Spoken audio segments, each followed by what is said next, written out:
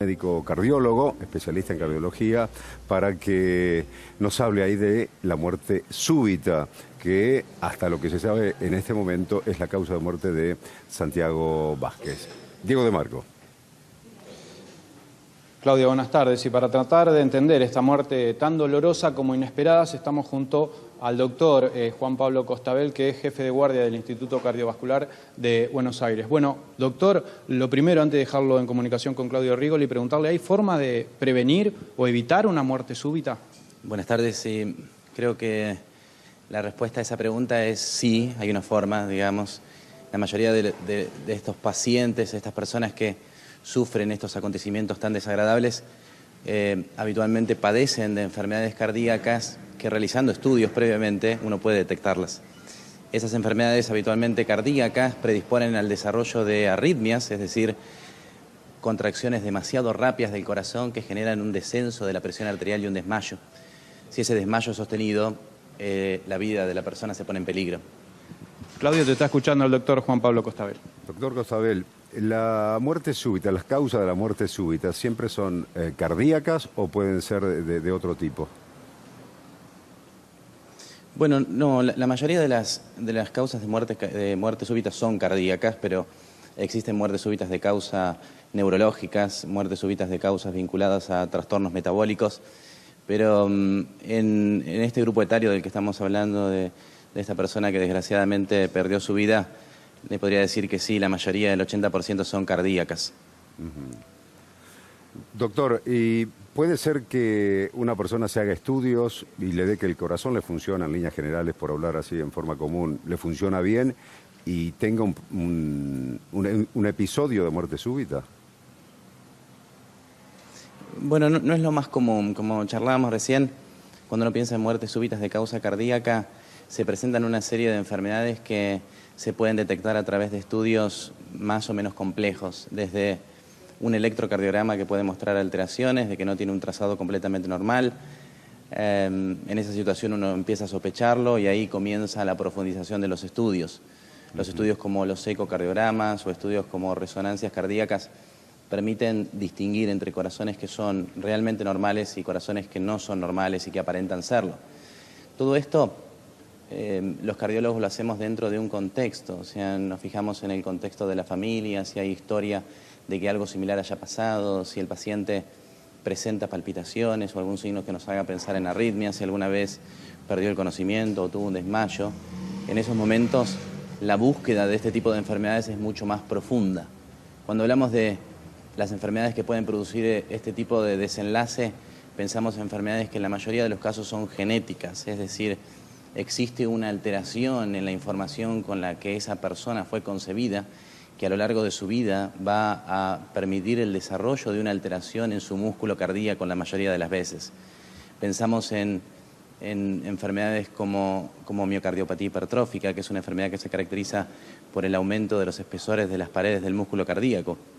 Un músculo cardíaco demasiado grueso que favorece el desarrollo de arritmias. Y así como esta, existen otras enfermedades con distintos nombres propios que predisponen al desarrollo de arritmias. Como charlábamos recién, si uno realiza estudios en esta población, las detecta, existen formas para disminuir el riesgo de que si se produce una arritmia, esa arritmia tenga una consecuencia desastrosa. Doctor, entiendo lo que explica. Usted dice, si algún antecedente familiar hubo en la historia genética de la familia, es importante hacer un estudio complejo para detectar. Ahora, si no existió, ¿puede existir igual una muerte súbita?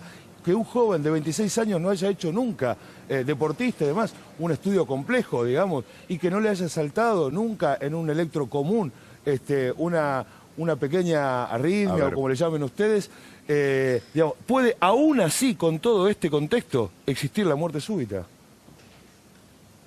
Bueno, la respuesta es que sí, en ese contexto igual puede existir, lamentablemente, pero digamos, como no tenemos detalles de lo que pasó realmente con este chico, yo no podría profundizar particularmente en este hecho. Sí podría decir que desde el examen físico de los pacientes, la auscultación cardíaca, la búsqueda de soplos, las alteraciones en el ritmo cardíaco que uno puede auscultar y estudios a lo mejor sencillos como un ecocardiograma, uno ya puede detectar alteraciones que lo hagan pensar en que el paciente se encuentra en riesgo de alguno de estos eventos.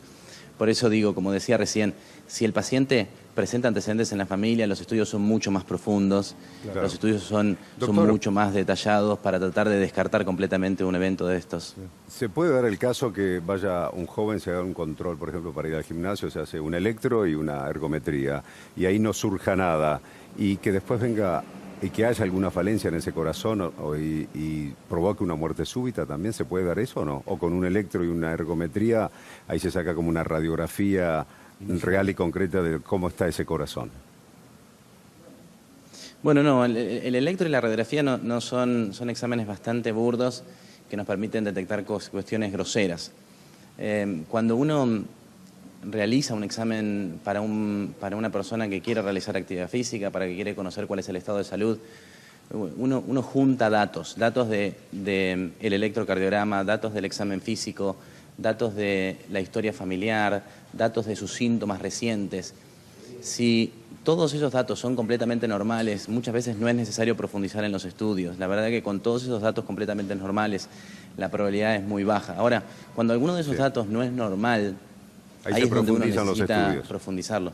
Claro. Lamentablemente, y como vuelvo a decir, o sea, sin querer hablar específicamente de este caso, no puedo porque no tengo información para hacerlo, pero lamentablemente cuando ocurren estos hechos y uno revisa la historia de estos pacientes muchas veces tenían anormalidades detectadas en estudios sencillos que no se les dio la trascendencia No se que a lo mejor profundizaron los era estudios. necesario, Claro. producto de que, claro, porque uno ve chicos que lucen sanos, chicos saludables, chicos que hacen actividad física y que a lo mejor no tienen ningún síntoma, y entonces uno tiende a subestimar los hallazgos de un estudio como el electrocardiograma, o a lo mejor dejar de preguntar insistentemente en la historia familiar. Por eso es que, digamos, desde nuestra institución, desde el ICMA, el interés es decir, bueno, hagamos los estudios para estos chicos, veamos, porque con las herramientas que tenemos podemos detectar, como dijo usted, lamentablemente hoy por hoy no podemos detectar el 100% de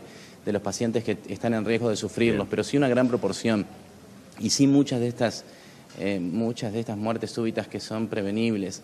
Como dijo usted, lo ideal, lamentablemente, es hacer una autopsia del chico para poder tratar de entender qué fue lo que pasó por él y por su familia. Y muchas veces cuando se hacen esos estudios se encuentran anomalías que, como le decía recién, podrían haber sido detectados a través de estudios precoces. Muchísimas gracias por este contacto, doctor. Hasta cualquier momento. No.